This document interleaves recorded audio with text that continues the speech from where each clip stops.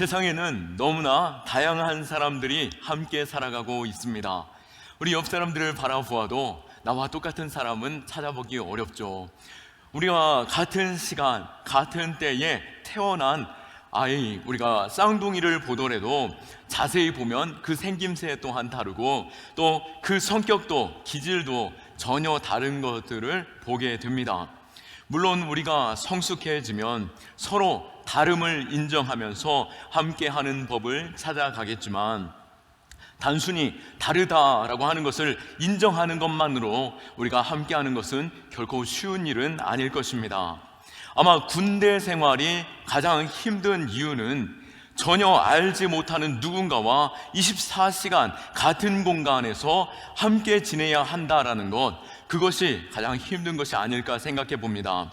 사회생활 같으면 피하면 되겠지만 긴장감 속에서 그 사람과 동일한 목적을 이루어가는 것, 그 상황이 결코 쉬운 일이 아닌 것이죠. 이렇듯 인생을 살다 보면 항상 함께하고 싶은 사람도 있는 반면 또 정말 그러고 싶지 않은 사람 역시 만나게 되는 것입니다. 하지만 어떤 목적을 이루려 할 때에 서로 마음이 맞는 사람과 함께하게 되면은 어떻습니까? 아무리 어려운 일도 우리는 쉽게 돌파할 수 있습니다. 일의 능률과 효율 역시 큰 힘을 얻어서 함께 잘할 수 있는 것이죠. 또 그 마음을 서로 잘 안다라고 한다면 마음 편히 무엇인가를 부탁할 수 있고 위임할 수도 있는 것입니다. 한국에서 프랑스까지 매우 거리가 좀 먼데요, 정말 빠르고 쉽게 가는 방법을 여러분 아십니까? 그것은 정말 마음이 하나 될 수 있고 마음이 잘 맞고 즐거운 친구와 대화가 즐거운 친구와 함께하는 여행이 가장 짧고 행복한 시간이 아닐까 생각해 보게 됩니다. 주님도 우리를 부르실 때에 친구로 불러주셨습니다. 요한복음 15장 15절 말씀에 이제부터는 너희를 종이라 하지 아니하리니 종은 주인이 하는 것을 알지 못함이라. 너희를 친구라 하였노니 내가 내 아버지께 들은 것을 다 너희에게 알게 하였음이라. 아멘. 내 마음이 너희들의 마음과 함께하길 원하고 하나님 아버지의 마음을 너희가 알기를 원하노라 라고 말씀하시면서 내가 그것을 전하노니 내가 너희는 친구라 여기노라 라고 말씀하고 계시는 것입니다. 주님께서 우리를 부르셨기에 우리는 주의 일에 있어서 꼭 필요한 사람들이 되어야 할 것입니다. 하나님 마음에 정말 합한 사람, 하나님의 마음을 잘 알고 그 일에 함께 즐거워하면서 동참하는 사람, 그 일에 있어서 하나님께서 우리를 기뻐하시고 또 주의 일에 있어서 우리에게 맡겨주시지 않겠습니까? 우리 역시 그런 사람 되기를 원하고 지금 이때 우리 경암교회에도 꼭 필요한 그런 사람들 한 사람 한 사람 될 수 있기를 축원합니다. 다윗은 어떤 사람이었습니까? 이스라엘 역사에 꼭 필요한 사람이었습니다. 그리고 하나님의 구원사에 있어서도 그의 혈통을 통해서 우리 주님이 오셨습니다. 하나님은 다윗을 보시면서 매우 흡족해 하셨습니다. 22절 중반절 말씀에도 이새의 아들 다윗을 만나니 이는 내 마음에 맞는 사람이라 라고 말씀하고 있는 것이죠. 우리도 하나님의 마음에 맞는 사람, 꼭 맞는 사람으로 찾으실 때에 하나님의 마음이 얼마나 기쁘고 즐겁겠습니까? 오늘 다윗을 향해서도 22절에 우리가 말씀을 생각해 본다면 야, 너 참 마음에 드는구나. 내가 너를 통해서 나의 일을 전부 맡기고 그것을 또 이루고 싶구나 라고 하시는 하나님의 마음을 우리는 느낄 수 있는 것입니다. 과연 하나님은 다윗의 어떤 면이 그토록 마음에 잘 맞았고 또 그 뜻을 다윗을 통해서 이루고자 하시는 그 열심이 있으셨는지 우리는 함께 묵상해 보기를 원합니다. 다윗은 어떤 사람이었습니까? 먼저 그는 충성된 사람이었습니다. 사무엘상 16장을 볼 때에 하나님은 사무엘을 이새의 집으로 보내셨습니다. 하나님이 사울을 버리셨기 때문입니다. 이제 그를 이어서 새로운 이스라엘을 왕으로 세우려 하는 것인데요, 사무엘상 13장에 보면은 사울은 마음이 조급함으로 인하여서 영적인 질서를 무너뜨렸습니다. 그리고 15장에 보면은 사울은 하나님의 말씀에 불순종하게 되는 것이죠.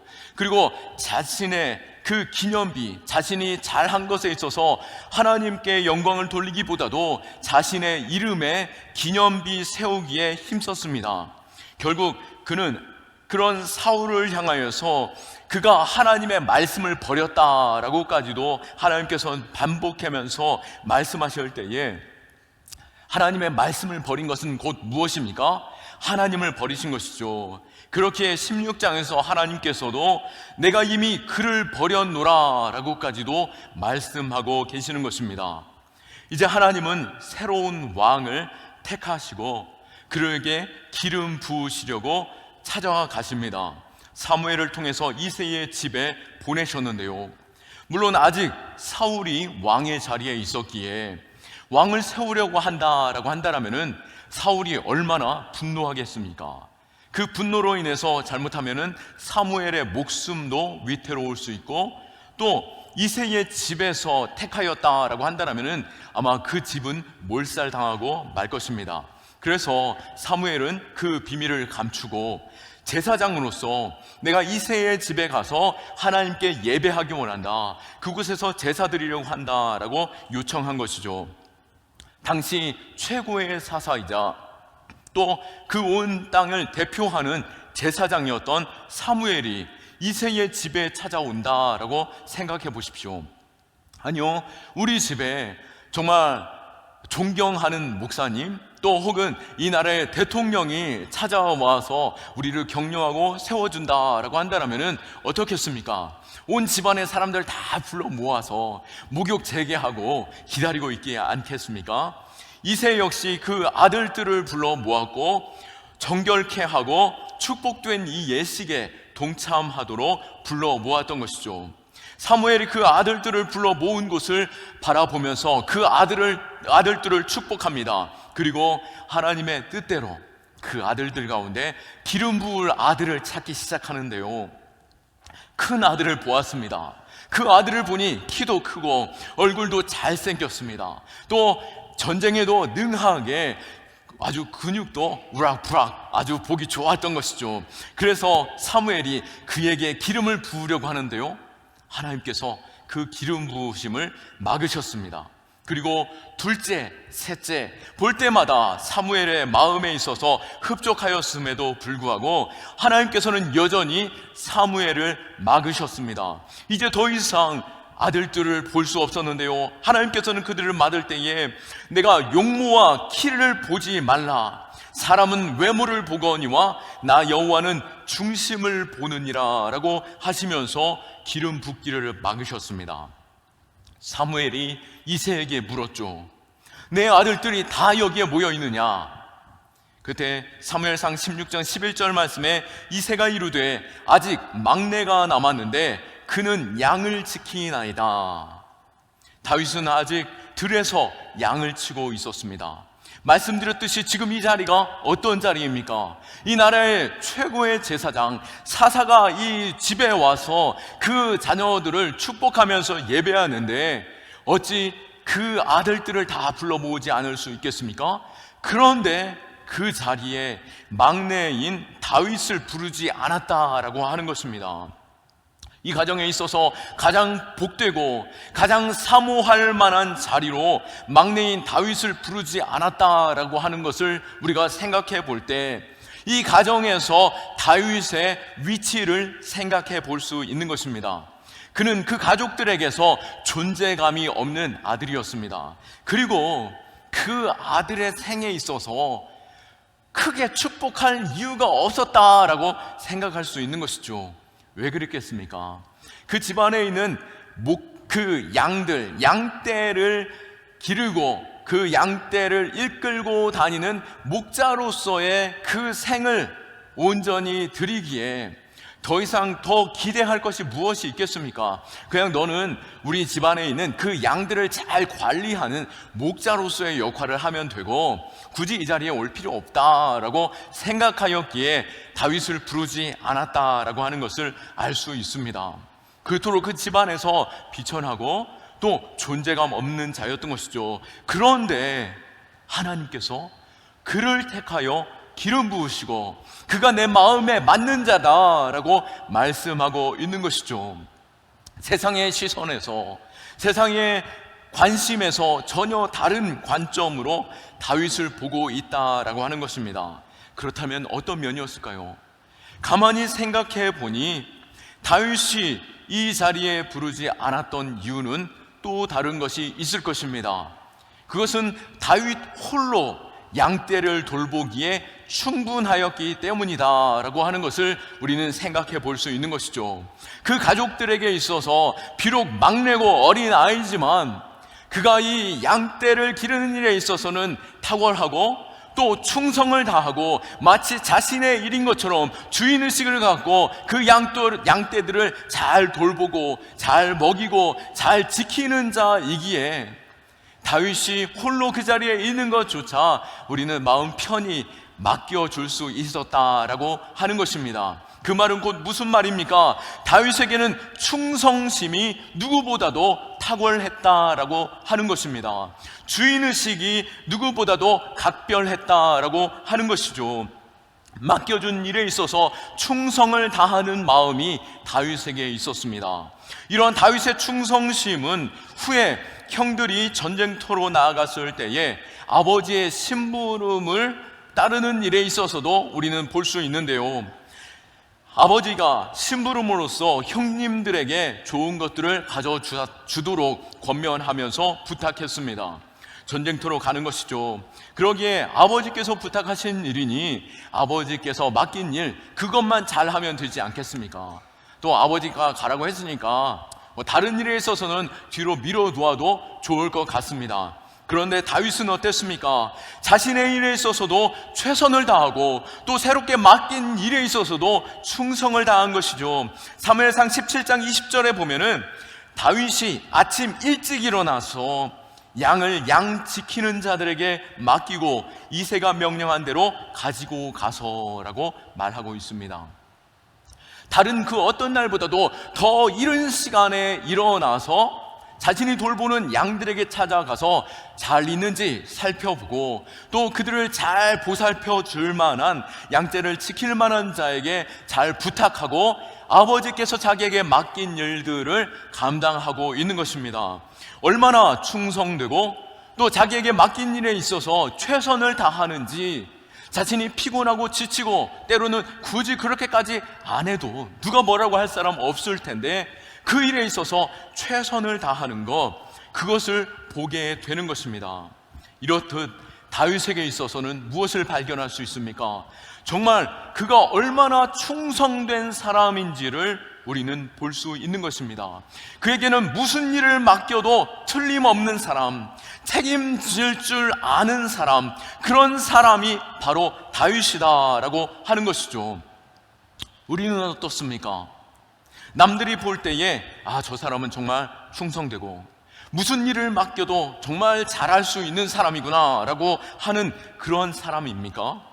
아니면은 남의 일은 남의 일이요 나의 일은 나의 일이라 라고 생각하면서 내 주인의식 전혀 없이 그냥 내 일만 생각하고 있는 그런 사람인지 우리 자신을 돌아보아야 하는 것이죠.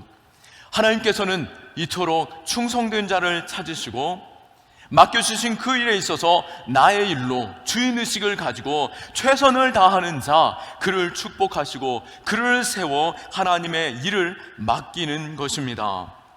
세상 사람들께서도 이런 사람은 쉽게 찾아보기 어렵습니다.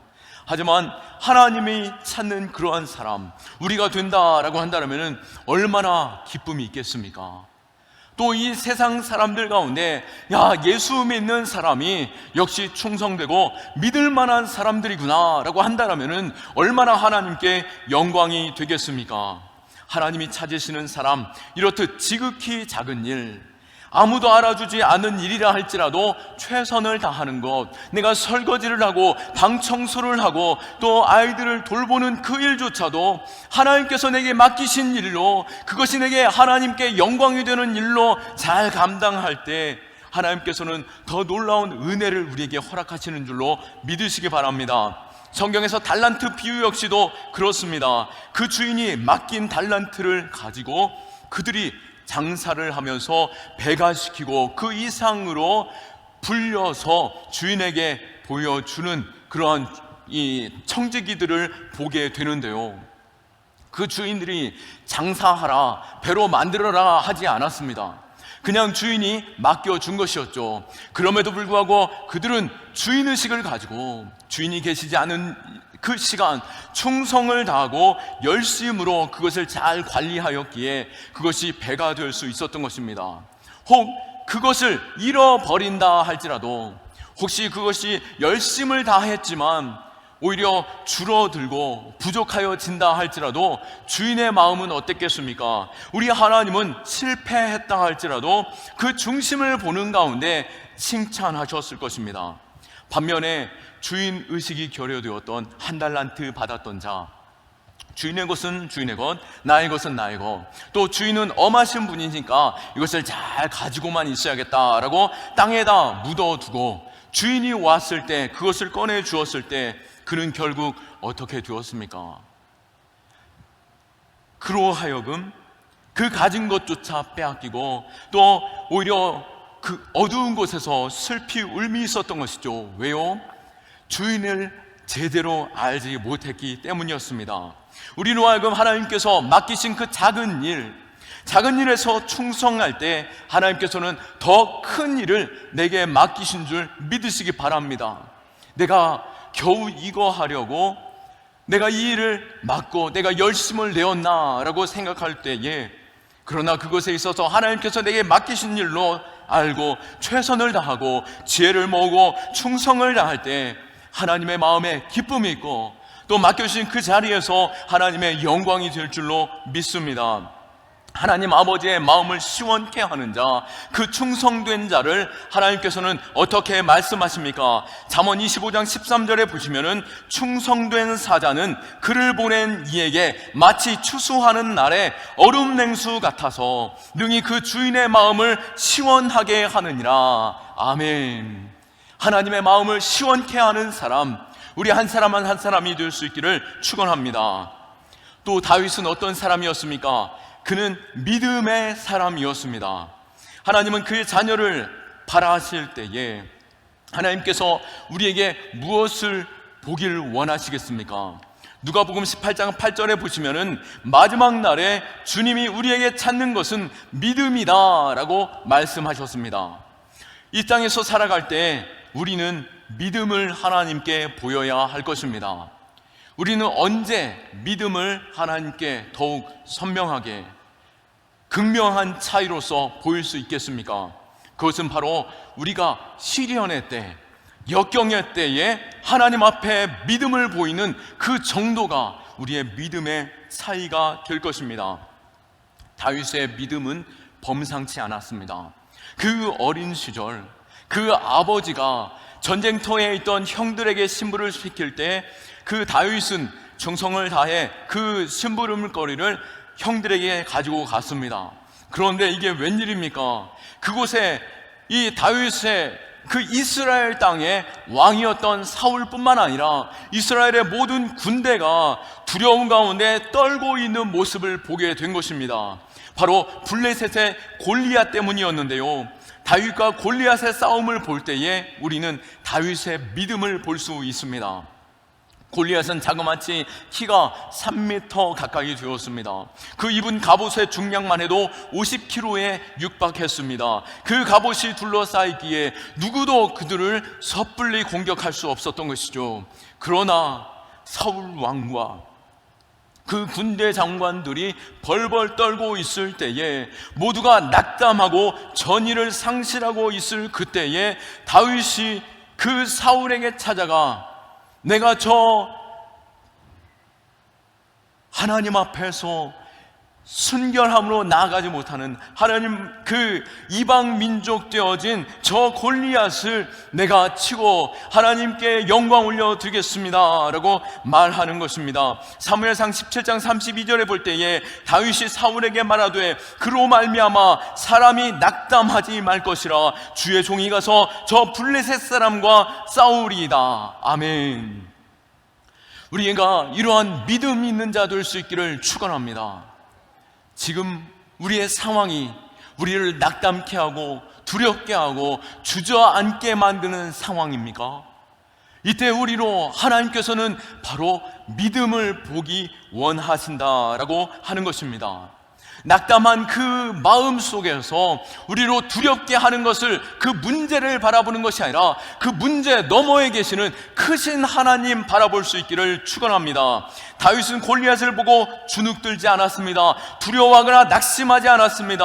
믿음으로 그를 바라보았는데요, 문제를 바라본 것이 아니라 골리앗 뒤에 계시는 전능하신 하나님, 크신 하나님을 바라보았던 것이죠. 그러기에 다윗이 외칩니다.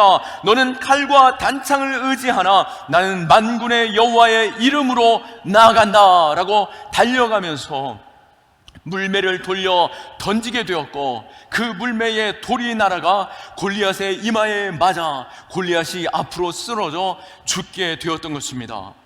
다윗이 바라보았던 하나님, 그 크신 하나님이 다윗을 도우셨고 골리앗을 내려치신 것이기에 그 골리앗이 앞으로 나가 떨어져 죽게 되었던 것이죠. 다윗의 그 믿음의 눈이 우리 안에도 있길 원합니다. 하나님은 이 믿음 있는 자를 찾고 계시는 것이죠. 낙심하고 주저앉고 모든 상황이 좋지 않은 그 상황에서 믿음을 하나님 앞에 드러내 보이는 자, 그러한 자를 하나님이 찾으시고 그를 통하여 일하심을 믿으시기 바랍니다. 또한 다윗은 어떤 사람이었습니까? 그는 사랑으로 충만한 사람이었습니다. 다윗의 생을 묵상할 때 묵상하면 묵상할수록 그의 믿음에 많은 도전이 되기도 하겠지만, 뿐만 아니라 그의 인간적인 면에서도 매우 매력이 있고, 또 그 인간적인 면을 볼 때에 우리 또한 많은 위로를 얻게 됩니다. 다윗, 그는 결코 완전한 사람이 아니었습니다. 그 역시 허물이 많은 사람이었죠. 자신에게 충성을 다하는 신하를 살인하기도 하였고요, 또 그의 아내를 간음하기도 하였습니다. 또 자신의 잘못을 감추려고 거짓말을 할 때도 있었고요, 또 자신의 목숨을 부지하기 위해서 적들 앞에서 침을 흘리면서 벽을 손톱으로 긁는 행위까지, 미친 사람의 행세도 해보는 사람이 바로 다윗이었던 것입니다. 그야말로 사람의 그 연약한 모습, 인간에 불과한, 연약한 사람에 불과한 모습을 우리는 보게 된 것이죠. 사람 냄새 나는 우리와 똑같은 인격과 실수가 많은 삶을 살았던 것입니다. 그런데 어떻게 하나님이 그를 내 마음에 꼭 맞는 사람이다 라고 하실 수 있었겠습니까? 하물며 우리도 하나님의 마음에 맞는 사람으로 설 수 있다라고 하는 것이죠. 어떻게 다윗이 하나님의 마음에 맞는 자 될 수 있었습니까? 그가 수금을 잘 타며 노래를 잘 불렀기 때문이었습니까? 아니면 돌팔매질을 잘하고 전쟁에 능한 자였기에 그에게 하나님이 반하셨습니까? 아니면 시를 잘 쓰며 얼굴이 잘생겼기 때문에 하나님께서 그를 기뻐하셨습니까? 다윗의 어떤 면에 하나님이 마음에 맞는 자다라고 말씀하셨을까요? 그는 실수 역시 적지 않았지만 다윗은 진실로 사랑이 많은 사람이었습니다.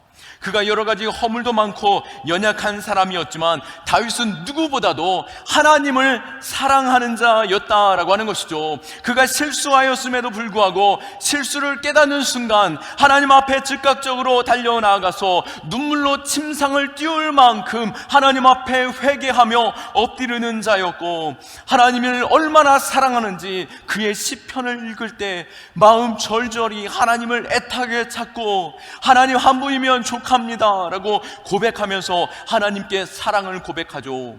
또 모든 일에 있어서 하나님이 먼저 됐음을 보게 됩니다. 하나님의 뜻이 무엇인지 분별하기에 힘썼고 모든 고백에서 하나님이 우선되었습니다. 우리가 잘 아는 시편 23편도 어떻습니까? 여호와는 나의 목자시니. 우리 같으면 어떻게 고백했겠습니까? 나의 목자는 여호와시니 라고 고백하지 않았을까요?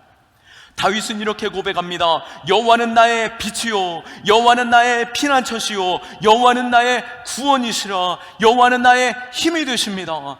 여호와, 여호와, 여호와. 우리 역시 하나님이 하셨습니다. 하나님이 도우셨습니다. 하나님이 그렇게 하신다라면 그것이 옳습니다 라고 고백할 수 있는 믿음이 있어야 하지 않겠습니까? 하나님을 향한 끝없는 사랑, 남들과 비교할 때 야, 저 사람은 정말 하나님을 사랑하는구나 라고 고백되어지는 그 고백이 우리 안에 넘칠 때에 하나님이 우리를 사랑하지 아니하고 어떻게 그 마음을 참으실 수 있겠습니까?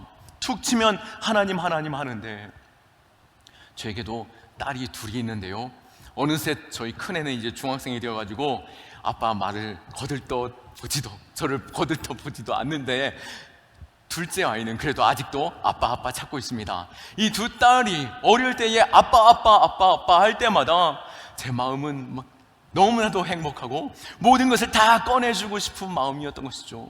이와 같이 우리가 하나님을 찾고 아버지를 찾고 있을 때에 어째 하나님이 도와주지 아니하시고 자신의 전부를 내어주시지 아니하겠습니까? 하나님의 사랑이 느껴지십니까? 스바냐 3장 17절 말씀에 너의 하나님 여호와가 너희 가운데 계시니 그는 구원을 베푸실 전능자시라. 그가 너로 말미암아 기쁨을 이기지 못하시며 너를 잠잠히 사랑하시며 너로 말미암아 즐거이 부르며 기뻐하시리로다. 아멘. 하나님이 나를 얼마나 사랑하시는지, 때때로는 침묵하고 계시고 때때로는 보이지 않는 것처럼 느껴지지만 하나님의 성품과 하나님의 약속의 말씀과 나와 함께 하셨던 지난 모든 시간들을 생각해 볼 때 여전히 하나님은 나와 함께 하시고 나를 도우시고 가장 선한 길로, 완전한 길로 이끄시고, 하나님이 나를 얼마나 사랑하시는지 자신의 생명조차 아끼지 않았고 그 기쁨을 이기지 못하는 가운데 잠잠히 사랑하시며 즐거이 부르고 기뻐하시는 그 아버지의 마음, 그 마음이 바로 우리를 향한 아버지의 사랑인 것이죠. 다윗이 그 아버지의 마음을 알기에 하나님께 사랑합니다를 끝없이 외칠 수 있었던 것이고, 하나님은 그 사랑을 알기에 그를 축복하신 것입니다. 이와 같이 하나님이 우리를 사랑하실 때에 우리를 축복하십니다.